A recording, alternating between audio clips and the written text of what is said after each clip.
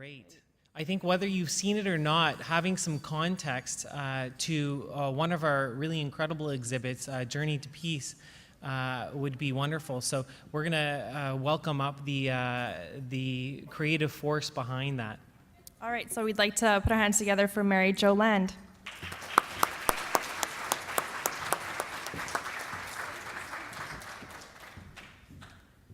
Hello, thank you for listening and sharing the stories.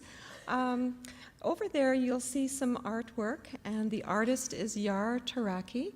He is an Afghan-Canadian artist living in Hamilton, and Yar was hired by our creative group, myself, Joanna Santa Barbara, Sadiq Wira, and my husband Kevin, and Graham McQueen, and we all were affiliated in some way or another with the Center for Peace Studies at McMaster.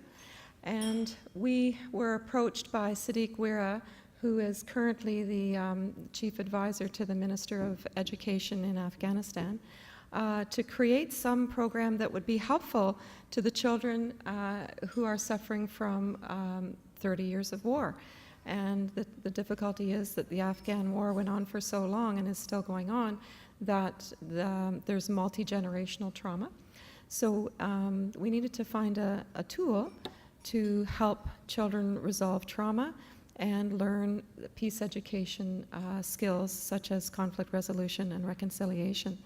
So we used a storybook modality, and I have spent some time in Afghanistan over 4 occasions training trainers and training teachers in how to use the storybook curriculum in the schools in Afghanistan.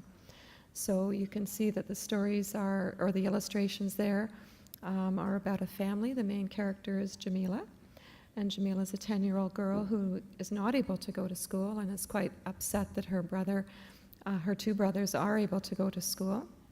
The family's affected by a landmine. The father, you see his picture there, he's had part of his leg blown off by a landmine, and that of course changes the circumstances for all of the family. The older brother, Abdullah, he has to leave going to school and begin to work the family farm.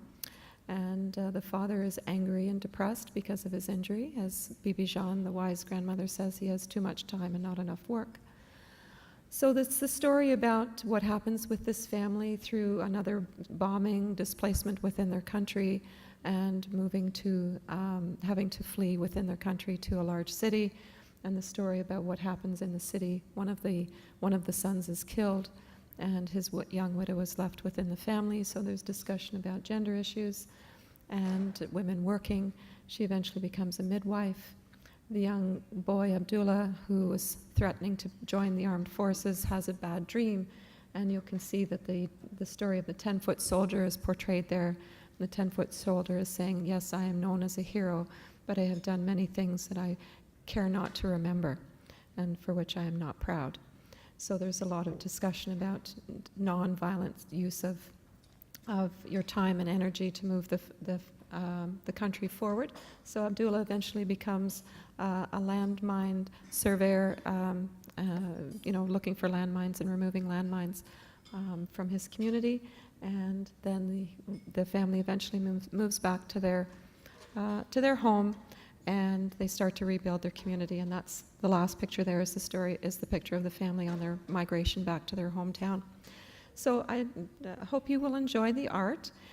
All of the stories are available to be downloaded. We do not take any copyright on the stories.